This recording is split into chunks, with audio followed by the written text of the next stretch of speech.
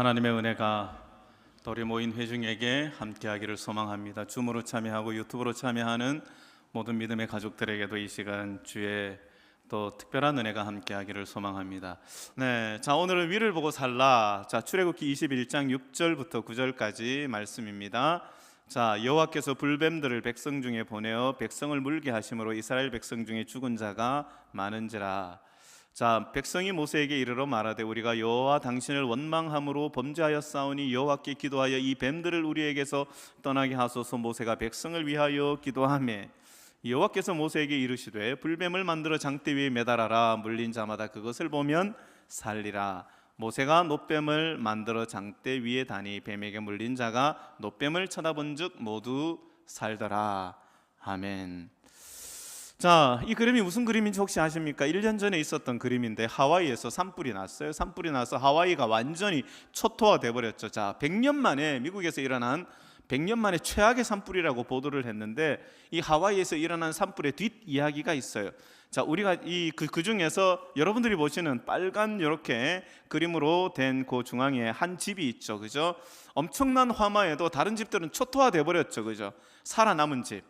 어떻게 이 집만 살아남을 수 있었을까? 집주인과 인터뷰를 했어요. 이제 집주인과 인터뷰를 했는데 2년 전에 이사를 왔대. 2년 전에 이사를 왔는데 입주를 할 때 인테리어 공사를 했는데 그때 가능하면 화염에 잘 견디는 소재로 인테리어를 하고 뭐 금속으로 만들고 울타리에 있는 나무들을 다 빼내고 울타리에 담을 친다든지 뭐 그렇게 해서 화재에서 견딜 수 있었다고 그렇게 이야기를 했어요. 여러분, 그런데 이 부부가 화재를 대비해서 예견하고 대비한 것은 아니었습니다. 우연히 그렇게 한 것이에요. 의도치는 않았지만 불타지 않았던 이유가 있는 것입니다. 혹시 이런 이야기 들어보셨습니까? 상황이 인생을 결정한다. 상황이 인생을 결정한다. 이 말이 틀린 말은 아니지만 이 말이 절대적인 것은 아니라는 사실을 잘 알죠. 그죠? 여러분, 알래스카에서 냉장고가 팔릴까요? 뭐 지금은 다 알아요. 지금은 다 알래스카에 보통 사람은 알래스카에서 어떻게 냉장고를 팔아 하는데 거기에서 알래스카에서 냉장고 판매왕이 있다고 합니다. 여러분, 똑같은 상황인데 다른 결과가 나타나는 이유가 뭘까요? 들어보면 그들만의 이유가 있는 거예요. 비결이 있는 거예요. 각자가 자기의 자리에서 최고의 성과를 거두고 리더가 되는 사람들은 특징이 있는 것입니다. 혹시 이제 B라는 연예인 혹시 아세요? B라는 연예인. B가 이렇게 이야기를 했어요. 자기가 세계적인 스타가 된 요즘 학생들에게는 뭐 BTS나 아니면 뭐 이렇게 다른 어떤 이야기 해야 되는데 저는 이제 제 세대하고는 다르니까. 자, 연습을 할 때 이렇게 묻는다고 합니다. 이렇게 사람들이 어떻게 연습을 했길래 세계적인 스타가 되었느냐라고 묻습니다. 하루에 몇 시간 했느냐, 서너 시간 했느냐, 뭐 9시간, 10시간 했느냐, 얼마나 연습했느냐라고 그렇게 물으면은 B가 어떻게 대답을 하는가 하면 이렇게 대답을 했다고 해요. 자기가 연습할 때, 무대에 서기 위해서 연습을 할 때 서너 시간 연습한 것도 아니고 9시간, 10시간 연습한 것도 아니고 무대에 서는 연습을 할 때에 자기가 그 연습을 할 때에 연속으로 3번 동안 한 번, 2번, 3번 해서 연속으로 3번 완벽하게 할 때까지 3번 한 번도 틀리지 않을 때까지 자기는 연습을 했다라고 그렇게 이야기를 했습니다. 자, 그러면 우리의 신앙은 어떨까요? 우리의 신앙을 여기 한번 비추어 봅시다. 우리의 기도는 어떻습니까? 사람들이 이제 요즘은 저에게 묻지 않아요. 왜냐하면 우리 알파시티 교회는 워낙 기도 모임이 많고 말씀 묵상 모임이 많고 뭐 제자 훈련 뭐 이렇게 많기 때문에 저에게 묻는 사람이 없습니다. 거기에서 모든 니들을 다 충족을 해요. 목사님, 이제 예전에는 이제 다른 교회에 있을 때는 목사님 얼마나 기도해야 합니까? 라고 그렇게 이제 묻는 사람들이 있었어요. 여러분, 그 답은 뭔가 하면은 하나님께서 여러분들의 기도에 응답할 때까지 기도하는 것입니다. 어떻게 하면 성령을 받을 수 있습니까? 성령이 부어질 때까지 기도하는 거예요. 여러분, 신앙은 그렇게 하는 것입니다. 오늘 민수기 14장과 민수기 21장에 있는 말씀을 한번 살펴볼 텐데요. 40년의 간격을 두고 똑같은 장소에서 일어난 이야기입니다. 자, 민수기 14장은 가데스 바네아라는 곳에서 이스라엘 백성들이 정탐꾼들이 돌아와서 부정적인 보고를 하자 그 말에 두려워하는 백성들이 모세와 하나님께 원망하는 장면입니다. 2절에 보면 이스라엘 자손이 다 모세와 아론을 원망하며 3절에 봐도 여호와가 우리를 그 땅으로 인도하여, 자, 이 말은 무슨 말입니까? 모세와 아론을 원망하다가 누구에게까지 원망하는 거예요? 하나님에게까지 원망하는 것입니다. 자, 여기 보면 부조와 선지자 상권에 보면 이런 말씀이 있어요. 정탐꾼들이 사단의 충동을 받아라고 기록이 되어 있습니다. 자, 갈렙과 여호수아를 제외한 10명의 정탐꾼들이 사단의 충동을 받았다고 했어요. 여러분, 이스라엘 백성들이 200만 명입니다. 200만 명 중에 12명이에요. 여러분, 20만 명, 그렇다면 200만 명 중에 12명은 20만 명 중에 한 명입니다. 아이들과 어른들, 어린이들을 제외하면 최소 60만 명 장병입니다. 60만 명 장정 중에 12명이면 5만 명 중에 한 명. 여러분, 5만 명 중에 한 명이면은, 여러분, 서울대도 5만 명 중에 한 명 아니에요. 서울대 의대도 5만 명 중에 한 명 아닙니다. 자, 그렇다면 수재 중에 수재, 천재 중에 천재입니다. 자, 믿음의 수재, 믿음의 천재들이죠. 각 지파에서 믿음의 천재들, 믿음의 수재들을 뽑았는데 사단의 충동을 어떻게 했다고요? 그들도 사단의 충동을 받았다고 이야기를 하고 있습니다. 자, 그런데 여기에 보면은 정말 더 마음 아픈 장면이 있는데, 절망에 빠진 자신들의 불신의 마음에서 나오는 감상을 말할 때 백성의 희망과 용기는 겁에 질려 절망으로 변했다. 그렇게 믿음 좋은 5만 명 중에 한 명으로 뽑힌 사람들이 자신들의 불신을 다른 사람들에게 이야기했을 때에 백성들의 희망과 용기가 다 꺾였다고 이야기를 합니다. 이 지도자들입니다. 이 5만 명 중에 한 명, 12명의 정탐꾼들은 지도자들이에요. 지도자들, 가장 출중한 차세대의 지도자들, 차세대의 리더들입니다. 그런 사람들이 어떻게 해요? 사단의 충동에 빠졌다는 것이죠. 자, 그런데 파란 글씨 보면은 세 번째 줄, 그들의 불신은 어두운 그림자를 던지고 선민을 위하여 그처럼 자주 나타났던 하나님의 능력을 잊어버리게 했다라고 그렇게 표현을 하고 있습니다. 자, 하나님의 능력을 뒤엎을 만큼 그들의 불신이 이스라엘 온 사회를 덮었다는 것입니다. 그들은 점점 더 그 다음에 있는 그 영감의 글에 있는 말씀을 보면은 어떻게 표현을 하고 있는가 하면은, 그들은 12명의 정탐꾼 중에 10명은 점점 더 어둡고 비관적으로 묘사를 한다라고 했어요. 점점 어떻게 해요? 긍정적으로 변한 게 아니고 점점 어둡고 비관적으로 묘사를 하는 것입니다. 그러다가 마침내 그 비관적이고 어두운 묘사를 통해서 백성들이 폭동이 일어나서 갈렙과 여호수아를 죽이려고 하고 하나님을 고집스럽게 반대하는 역사가, 공공연한 반항이 뒤따르게 되었을 때에 하나님께서 개입을 하시죠. 하나님이 개입하시지 않았다면은 그때 이스라엘 백성들은 완전히 다 몰살을 당했을 거예요. 그래서 하나님께서 전염병으로 그들을 치시죠. 그때부터 40년 동안 이스라엘 백성들이 광야에서 방황을 하게 됩니다. 자, 그런데 문제는 뭔가 하면은, 자, 1세대 출애굽 세대들과 2세대 나중에 민수기 20장, 21장의 출애굽 2세대들과의 차이점이 기록이 되어 있어요. 그 차이점이 예언의 신에 기록이 되어 있는데 부자와 선지자의 기록이 되어 있습니다. 자, 1세대들의 모양과 모습은, 신앙은 어떠했는가? 그들은 지금에야 그들의 행위를 성실히 회개하는 것처럼 보였다. 회개한 거예요? 회개하지 않은 거예요? 회개하는 것처럼 보였다. 뭐뭐 하는 것처럼은 뭐예요? 뭐뭐 하는 것처럼은 하지 않았다는 거죠. 그냥 신용만, 흉내만 냈다는 거예요. 그러나 저들은 저들의 망언과 불순종을 슬퍼하기보다는 오히려 그들의 악한 행동의 따르는 결과를 슬퍼한 것뿐이다. 여러분, 이것이 바로 1세대들의 신앙의 모습입니다. 1세대들. 왜 1세들은 회개하지 않았을까요? 왜 1세들은 정말 그들의 삶을 믿음으로 되돌이키지 않았을까요? 자, 민수기 20장을 한번 봅시다. 민수기 20장과 21장에 보면은 이스라엘 백성들이 이집트를 탈출하고 40년 가까이 광야를 헤매죠. 자, 40년 가까이 광야를 헤매면서 이제 막 38년쯤 지났을 때 그들이 다시 어디로 가는가 하면은 민수기 20장 1절에 보면은 백성이, 파란 글씨입니다. 백성이 가데스 바네아에 머물더니 거기서 어떤 일이 있었어요? 미리암이 죽었어요. 미리암. 자, 가데스 바네아는 이스라엘 백성들이 이집트를 떠나서 1년 만에 가나안 땅 관문에 도착한 곳이 가데스 바네아예요. 여기를 지나면 어디로 갈 수 있는 거예요? 가나안 땅으로 들어가는 것입니다. 그런데 이스라엘 백성들이 40년 전에 그런 모습으로는 절대로 가나안에 들어갈 수가 없었어요. 왜 그래요? 회개하지 않았기 때문에. 그런 모습으로는, 믿음이 없는 모습으로는 가나안 땅에 들어갈 수가 없어요. 하나님께서 이스라엘 백성들에게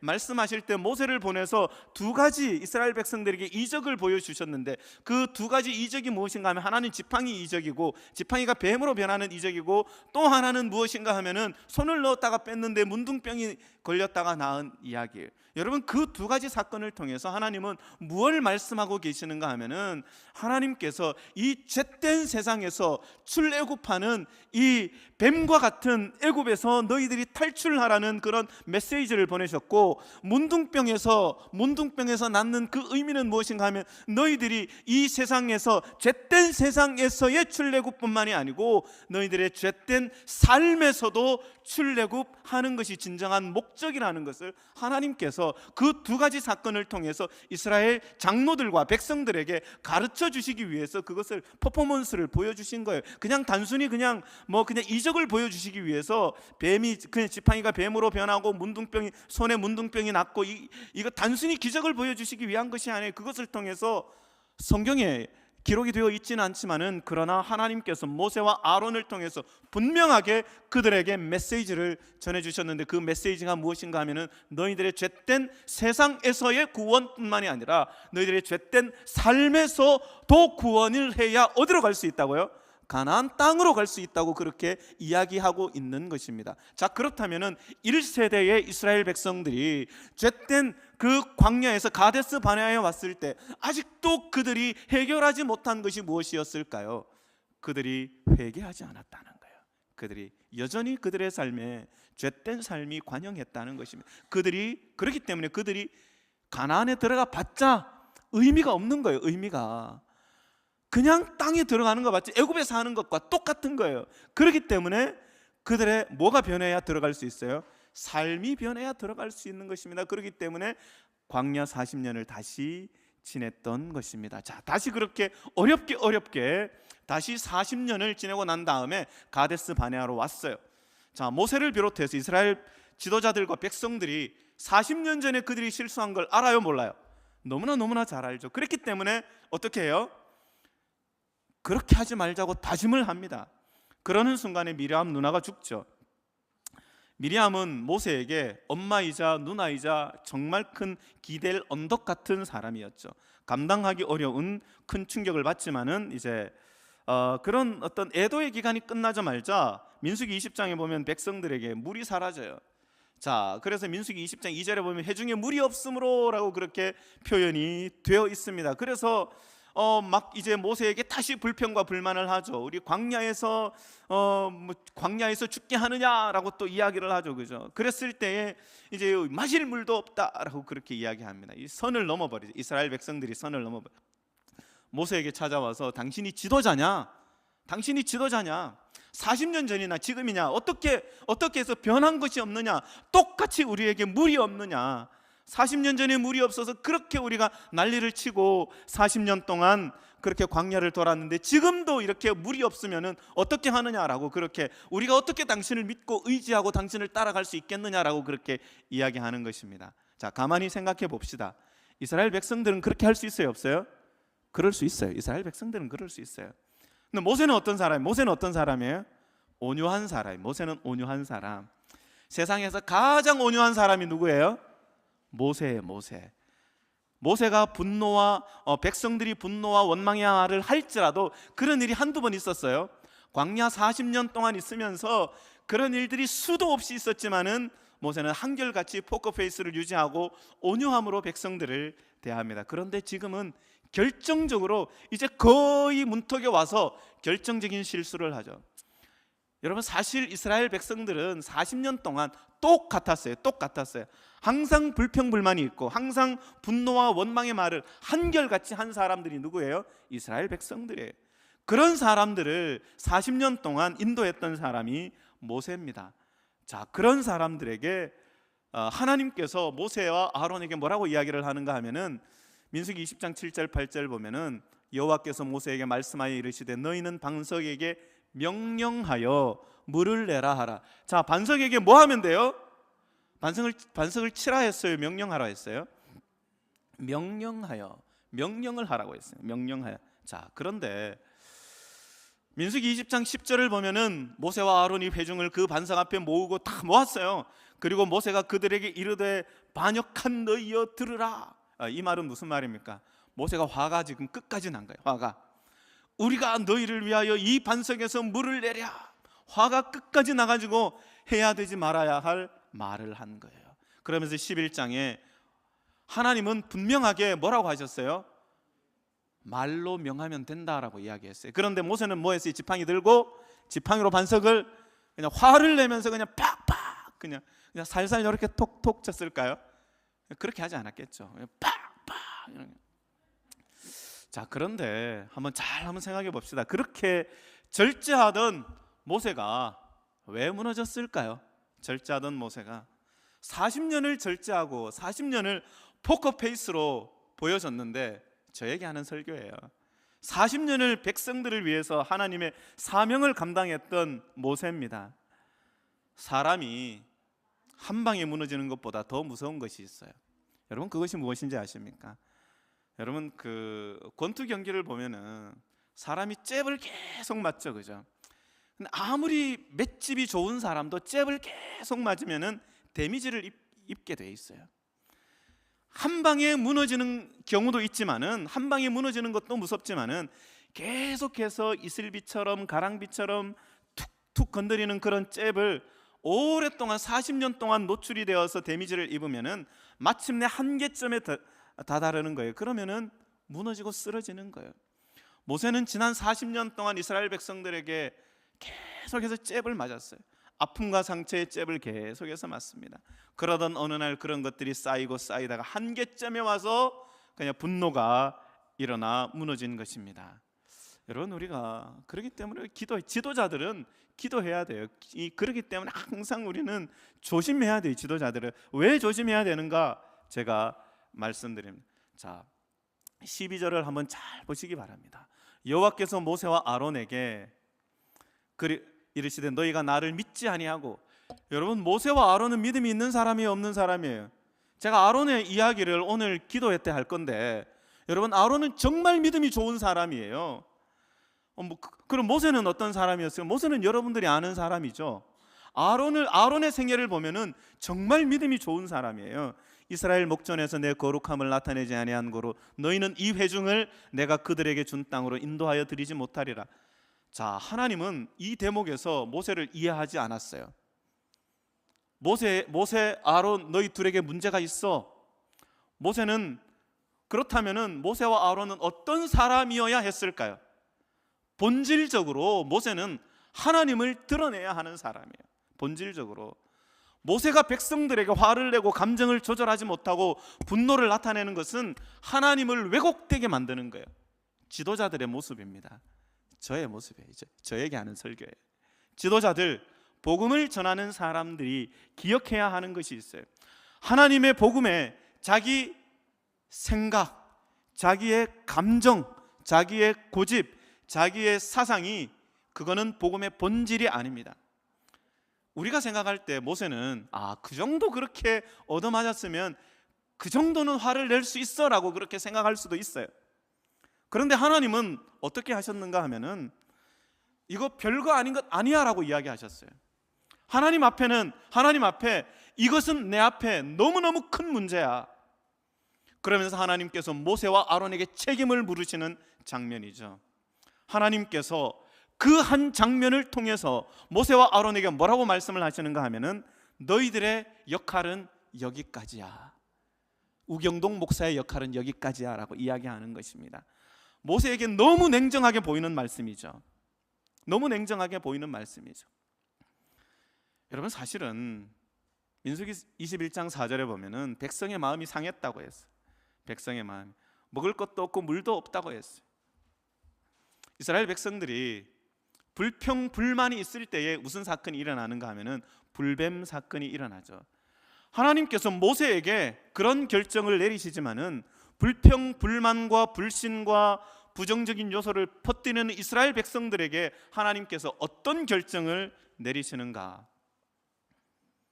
여러분, 이스라엘 백성들은 부자와 선지자 하악원에 보면은 어떤 말씀이 있는가 하면 불만의 정신에 빠져서 축복에서까지도 결점을 찾으려고 하였다.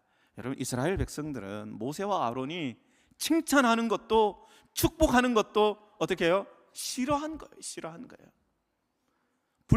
불만과 불평의 정신에 빠져서 하나님이 축복하고 계시는데, 하나님이 칭찬하고 계시는데도 40년 동안 그들에게 수많은 일을 했지만은 그들이 여전히 광야 생활에서 얼마나 불편했겠습니까? 그러나 그 정신과 사상, 불평과 불만의 정신이었다는 것이죠. 정상적인 사고를 하지 못하는 상태였어요. 그렇기 때문에 칭찬과 축복까지도 거기에서 결점을 찾는 거예요. 결점을. 그랬을 때에 무서운 말씀입니다. 무서운 말씀. 하나님의 보호하시는 손길이 이스라엘을 떠났다라고 해요. 하나님의 보호의 손길이 저와 여러분들을 떠나지 않게 되기를 간절히 소망합니다. 아직도 저와 여러분들을 하나님께서 붙들고 계시는 하나님의 은혜를 우리가 경험하게 되기를 간절히 소망합니다. 민수기 21장 7절에 보면은 백성이 이제 출애굽한 1세대들, 40년 전에 1세대들과 출애굽한 40년 후에 2세대들의 차이가 있죠. 민수기 14장에서는 없던 내용이 민수기 21장에 기록이 됩니다. 자, 무슨 말씀이 기록이 되는가 하면은 이스라엘 백성들이 모세에게 와서 뭐라고 이야기하는가 하면 우리가 여호와와 당신을 향하여 원망함으로 범죄하였사오니라고 합니다. 자, 이스라엘 백성들이 누구에게? 모세에게, 아론에게, 그리고 하나님께 범죄했다고 고백을 하고 있는 것이죠. 자, 누군가가 너무너무 아름다운 장면입니다. 회개를 하는 장면이에요. 민수기 14장에는 없던 장면이 민수기 21장에 기록이 되어 있는 것이죠. 자, 출애굽 1세대들과 출애굽 2세대들의 차이점이 바로 여기에 있습니다. 그랬기 때문에 출애굽 2세대들은 어디에 들어갈 수 있었어요? 가나안으로 들어갈 수 있어요. 하나님께서 40년을 약속을 했지만은 만약에 출애굽 2세대들도 거기에서 만약에 실패했다면은 하나님께서 그들을 가나안으로 들어가는 것, 그게 의미가 있었을까요? 없었을까요? 의미가 없는 거예요. 어쩌면은 또다시 40년을 광야를 방황해야 했을지도 모르겠습니다. 여러분, 그렇기 때문에 죄를 회개하는 장면은 너무너무 아름다운 장면이에요. 누군가가 죄를 회개하고 잘못을 고백한다는 것은 너무너무 아름다운 모습입니다. 정말 용기 있는 모습입니다. 영적으로 성공한 사람들이 그런 모습을 보이는 거예요. 하나님 앞과 사람 앞에서, 회중 앞에서 영적으로 성숙한 사람만이 자기의 잘못과 죄를 고백하고 회개하는 사람입니다. 혹 누군가가 교회 앞에서 자기의 잘못을 시인하고 죄를 회개하는 사람이 있다면 그 사람은 정말 영적으로 훌륭한 사람입니다. 그 사람은 정말 영적으로 성숙한 사람입니다. 미국에서 있었던 영적인 대부흥 운동이 어떻게 일어났는지 혹시 아십니까? 1907년도에 평양에 우리 대한민국 기독교 역사 속에서 대부흥 운동이 일어났던 첫 해가 1907년도 평양 대부흥 운동입니다. 기독교 역사는 이야기하는데 그 부흥 운동의 시작점이 무엇인지 아십니까? 사무엘서에 나타난 미스바 대부흥 운동, 사도행전 2장에 나타난 이른비 성령 운동이 모두 회개 운동이었습니다.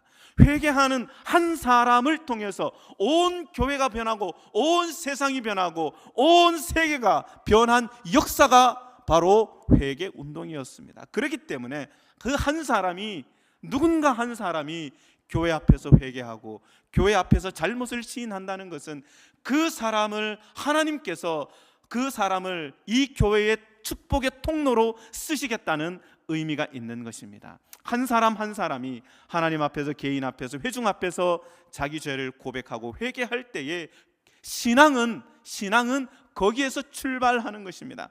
40년 만에 하나님을 원망했던 애굽 1세대들은 하나님 앞에, 모세 앞에 끝끝내 자기의 잘못을 인정하지 않았어요. 끝끝내 1세대들은 회개하지 않았어요. 그래서 광야를 방황하다가 다 광야에서 사라집니다.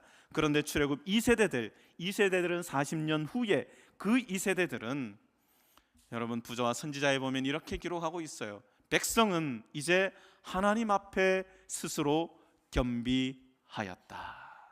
자신의 잘못을 인정하고 시인한다는 것은 대단한 용기가 있는 것입니다. 오늘날 사람들은 자기가 잘못을 하고도 큰 소리 치는 사람들 많죠. 특히 정치하는 사람들, 여러분 가끔 이렇게 여러분들 잘 보시는 그 여야 뭐 청문회나 뭐 이런 거 한번 보십시오. 자기 잘못 시인하는 사람들 있던가요? 아무도 없습니다. 오히려 그냥 남들에게 잘못을 그냥 전가하기에 급급합니다. 막 잘못을 포장하고 곤모술수를 쓰고 다른 사람들에게 죄를 뒤집어 씌우고 결국에는 다 드러나기도 하고. 그러나 출애굽 2세대들은 하나님 앞에서 스스로 겸비하였다. 겸손하게 하나님 앞에 나와서 그들은 모세에게 나와 죄를 고백하고 탄원하였다. 모세에게 나와서 모세에게, 지도자에게 제가 잘못했습니다. 제가 죄를 지었습니다. 모세를 비난한 비난의 말을 할 때라도 그들은 그 비난이 잘못임을 알았다라고 그렇게 기록을 하고 있습니다. 용기 있는 사람들입니다. 용기 있는 사람들. 여러분 성경에 보면은 다윗도 베드로도 하나님 앞에 자기의 잘못을 인정하는 용기 있는 사람이었습니다. 그랬을 때 하나님은 그들을 쓰셔서 정말 그들을 통해서 하나님의 큰 역사를 이루었던 사실을 우리가 보게 됩니다. 자, 그래서 출애굽기 21장 9절에 보면은 노뱀을 달아서 뱀에 물린 자가 쳐다본 즉 다 살았다. 여러분 노뱀은 뭘 상징하는 것일까요? 아무런 힘도 없고 아무런 효능이 없는 노뱀을 봐야 하는 이유가 무엇일까요? 여러분 그 이유가 무엇인가 하면은 하나님이 명령하시는 거라면은, 하나님이 말씀하시는 거라면은 아무리 하찮은 일도, 아무리 정말 하찮게 보이는 것도 거기에 어떻게 해야 된다고요? 순종하는 것입니다. 여러분 이스라엘 백성들이 노뱀 사건이 있게 된 원인이 있었죠. 원래는 가데스 마네아에서 가나안으로 바로 직행하는 대로가 있었어요. 거기는 상인들도 많이 지나갔고요, 일반 사람들도 거기를 많이 이렇게 왕래하는 대로였어요. 그런데 그곳으로 지나가려고 하니까 에돔이라는 나라가 그냥 소수의 사람들이 지나가는 것은 그냥 허용하지만은 200만 명의 사람들이 지나간다고 하니까 무서운 거예요. 두려운 거예요. 그들이 지나가다가 자기 나라를 어떻게 할 줄 모르는 거예요. 그렇기 때문에 그 길을 막아버린 거예요. 그래서 삥 둘러서 가야 되는데 그 삥 둘러서 가는 길은 진짜 길이 아닌 거예요. 그 길은 어떤 길인가 하면 산길, 높은 산길, 험산줄령이 험산줄령, 깊은 골짜기, 계곡, 길도 없는 길. 옛날에 혹시 어렸을 때 어렸을 때 아니고 요즘 한번 산에 가보셨습니까? 사람 다니는 산 말고, 그 사람 다니는 산 말고 여러분들 고향에 가면은 산들이 다 있죠. 산소가 있는 산들. 여러분 그 산소가 있는 산들 가보면 어때요? 여러분 지금은, 제가 어렸을 때는 길들이 쫙쫙 나 있었는데 지금 가보면 저희 할아버지 산소에 못 가요. 무서워서. 그냥 얼마나 나무와 풀숲이 우거졌는지 산을 2개를 넘어야 되거든요. 길이 없어요. 길이 이제는 찾을 수도 없어요. 그런 길을 지나가라는 거예요. 그런 길을 가라는 거예요. 그런 길을 가라고 하니까 이스라엘 백성들이 불평불만이 있겠어요? 없겠어요? 근데 그런 길을 가는데 물도 없는 거예요. 울퉁불퉁하고 산과 계곡 지나고 대로도 아니고 200만 명이 울퉁불퉁한 산길, 그냥 골짜기 그런 걸 가는데, 그래서 노뱀 사건이 있게 되었고 쳐다보는 사람은 살게 했고. 여러분 이 노뱀 사건을 통해서 하나님은 뭘 아시기를 원하시는 것일까요? 깨닫기를 원하는 거예요. 무엇을 깨닫기를 원하는 거예요? 하나님의 말씀에 노뱀은 뭘 상징하는 거예요? 순종을 상징해요. 순종을. 위를 쳐다보라는 거예요. 위를 쳐다보라. 어디를 쳐다보라고? 하나님을 바라보고 살라는, 예수 그리스도를 바라보고 살라는 것입니다. 여러분 우리가 신앙을 하면서 유혹이 많이 있죠. 특히 제일 많은 유혹이 뭡니까? 11조와 헌금. 돈에 대한 시험은 여러분 이거는 옛날부터 지금까지, 여러분 예수님 재림할 때까지 끝까지 있을 시험이에요. 내야 되나 말아야 되나, 그냥 어떻게 하면 덜 낼 수 있을까 고민하고. 중요한 것은 누구의 판단이 중요해요? 사람의 생각이 아니고, 사람의 판단이 아니고 하나님의 판단입니다. 여러분 이스라엘 백성들이 이제 2세대들이 스스로를 겸비하게 하고 하나님의 모세 앞에서 죄를 고백하고 정말 하나님 앞에서 그들의 잘못을 시인합니다. 우리도 누군가에게 잘못을 하고 우리도 누군가에게 실수를 했을 때에 정말 시인하고 고백하는 그것처럼 용기 있고 칭찬받을 만한 그런 것은 없다는 것입니다. 그럴 때 모든 것들이 다 해결이 돼요. 여러분, 믿음과 순종은 동일하는 사실을 기억하게 되기를 바랍니다. 이런 작은 겸손함, 이런 하나님께, 또 이스라엘 백성들이 모세와 하나님께 고백했던 그런 고백의 탄원, 이것이 바로 믿음이라는 사실을 우리가 기억하면 좋겠습니다. 제가 오늘 이제 지지난 화요일 저녁에 드렸던 말씀으로 오늘 말씀을 좀 마무리 짓기를 원합니다. 여러분, 예수님의 특징이 예수님이 공생애 하시면서 예수님이 3년 반 동안 살아 계실 때에 예수님의 모습에서 가장 큰 특징이 하나 있었는데 그것이 무엇인지 아십니까? 밥을 먹는 거예요. 밥을 먹는 거예요. 여러분, 성만찬이 뭡니까? 성만찬. 여러분, 성만찬은 밥 먹는 거예요. 밥 먹는 거. 예수님이 목요일 저녁에 식사하셨어요. 식사. 그게 성만찬이에요. 밥 먹는 게 성만찬이에요. 공생애를 하시면서 돌아다니시면서 가장 많이 한 것이 뭔지 아세요? 사람들과 밥 먹는 거예요. 밥 먹는 거. 그런데 예수님은 어떤 사람들과 밥을 드셨을까요? 그 당시에 분노의 대상, 혐오의 대상, 경멸하는 사람들, 그런 사람들과 어울려서 밥을 드셨는데, 근데 그건 누가 가장 싫어하는 거예요? 바리새인들과 사두개인들이 가장 싫어하는 거예요. 그래서 바리새인들과 사두개인들은 그런 사람들을 뭐라고 정죄하고 뭐라고 분류했는가 하면 죄인이라고 분류하고 구별했어요. 구별. 그런 사람들과는 떨어지내야 된다고 했고, 그런 사람들과는 따로 살았어요. 따로 살았어요. 그런 사람들이 가까이 오면 마치 죄가 묻는 것처럼, 정말 거룩한 공동체에 이 죄가 스며드는 것처럼 분리시켜야 한다고 생각을 했습니다. 마치 조선시대의 양반들이 천민들과 같이 겸상했나요? 안 했나요? 예수님은 그런 사람들에게 가서 밥을 먹고 그런 사람들과 교제했다는 것입니다. 예수님이 굳이 그렇게 하셨던 이유가 무엇일까요? 여러분, 밥상이라는 것은 사회적 질서의 모양입니다.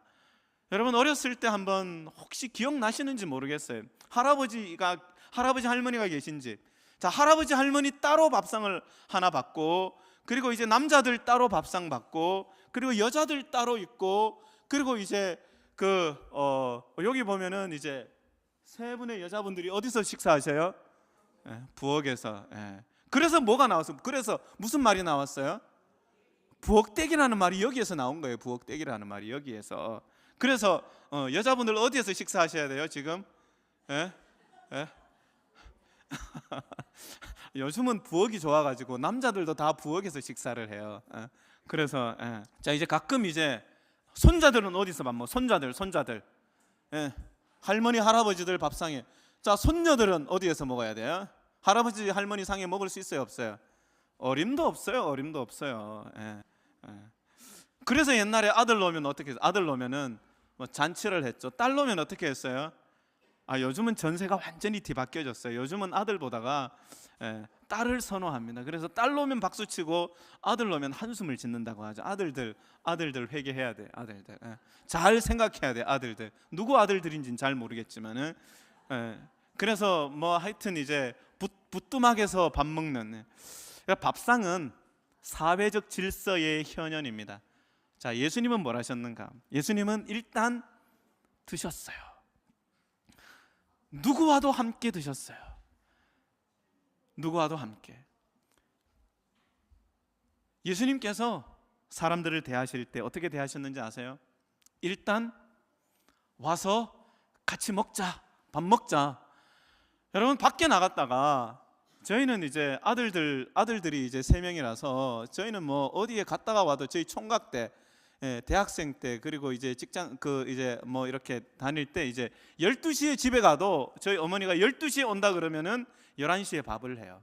반찬은 미리 다 해놓죠. 아들들이 좋아하는 반찬 다 해놨다가 12시 1시라도 밥 먹고 자라 해서 밥 한 그릇, 고봉밥 한 그릇 다 먹고 그렇게 자죠. 저희 처갓집에 갔는데 결혼하고 나서 갔는데 한 7시쯤 가면은 처갓집에 가면은 아마 진수성찬이 있을 거야라고 그렇게 이제 생각을 하고 이제 저녁을 먹고 가자는 걸 이제 먹지 않고 이제 갔어요. 그랬더니 왜 저녁을 먹고 오지 않았냐고. 딸들이니까. 딸들은 저녁 잘 먹어요, 안 먹어요? 딸들은 저녁을 잘 안 먹잖아요. 다이어트하고 막 이렇게 미용한다고. 그래서 어렸을 때부터 딸들은 안 먹는 습관이 있어서 먹고 오겠지 아니면은 안 먹겠지 하고 이제 준비를 하지 않은 거예요. 자, 그런데 이제 제가 이제 목회할 때 점촌에서 목회했는데 그 딸 둘이 있는 집에 장가를 간 또 다른 집사님이 계셨어요. 그 집사님도 저하고 똑같은 경험을 말씀을 하시더라고요. 아마 딸들 있는 집에 아마 집사님 장로님들은 아마 다 그런 경험 아마 있으실 거라고 생각을 합니다. 자, 그건 그런 거고요. 자, 바리새인들의 정치를 뭐라고 표현을 했는가 하면은 거룩의 정치학이라고 어떤 학자가 이야기를 했어요. 그런데 예수님의 행동을 또 다른 학자들은 이렇게 표현을 합니다. 사랑의 정치학이다. 여러분, 그 말의 의미가 뭡니까? 우리 아버지, 우리 어머니 같은 거예요. 바리새인들이 가지고 있던 생각은 엄격한 분리주의인데 예수님은 사람들에게 힘들고 고통받고 어려워하는 사람은 이리 와, 같이 밥 먹자, 나와 함께 먹자, 먹고 시작하자, 일단 힘드니까 같이 먹자. 여러분, 이것을 뭐라고 불러요? 사랑이라고 부르는 거예요. 거기에서 세리와 죄인들이 어떻게 했을까요? 예수님의 그런 모습에 일단 와 같이 밥 먹고 시작하자. 자기를 사람 취급해 주는 거예요. 한 번도 살아가면서 사람 취급해 준 사람이 없었는데 어딜 가도 죄인 취급받고 어딜 가도 천덕꾸러기 같은 취급을 받았는데 예수님이 오셔서 그 정말 유명한 사람이, 그 어마어마한 분이 나를 어떻게 대해 주는 거예요? 사람 취급해 주는 거예요. 일단 와서 먹자. 여러분, 그러니까 그들이 울지 않겠습니까? 그들의 마음에 감동이 있지 않겠어요? 그 예수님의 모습은 어떤 모습이에요?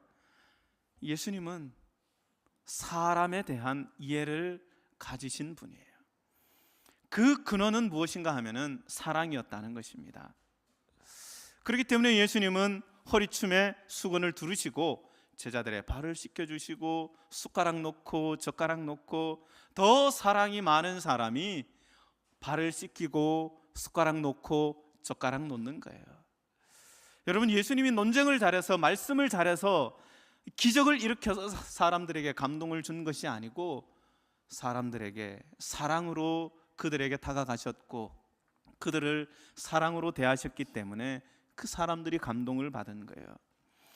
여러분, 예수님은 사람을 그냥 버려두지 않으시고 사람의 신음소리를 듣는데 묵음 처리된 신음소리를 듣습니다. 다른 사람의 귀에는 들리지 않는 묵음 처리된 그 신음소리를 누가 들어요? 예수님께서 듣는 것입니다. 사회적으로 묵음 처리된 그 소리를 예수님께서 듣는데 그 들음이 어때요? 너무너무 아름다운 마음인 것입니다. 여러분, 우리도 그런 마음을 가질 수 있을까요? 묵음 처리된 소리를 들을 수 있을까요? 누군가 비참한 그런 어떤 경제적인 상황, 어떤 관계적인 상황, 여러 가지 상황 속에서 묵음 처리된 그런 신음소리를 우리도 들을 수 있는 그런 우리 믿음의 성도들이 되기를 간절히 소망합니다. 그런 마음을 갖는 우리 모든 우리 알파시티 성도들 되기를 바라면서 오늘 말씀을 줄입니다.